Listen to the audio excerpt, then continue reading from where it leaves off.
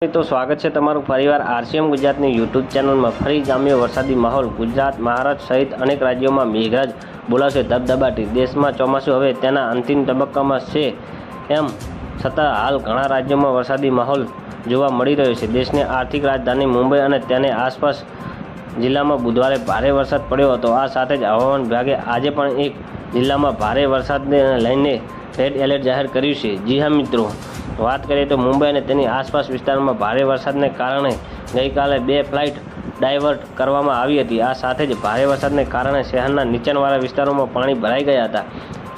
સાથે જ આજ માટે પણ મુંબઈમાં રેડ એલર્ટ જાહેર કર્યું છે।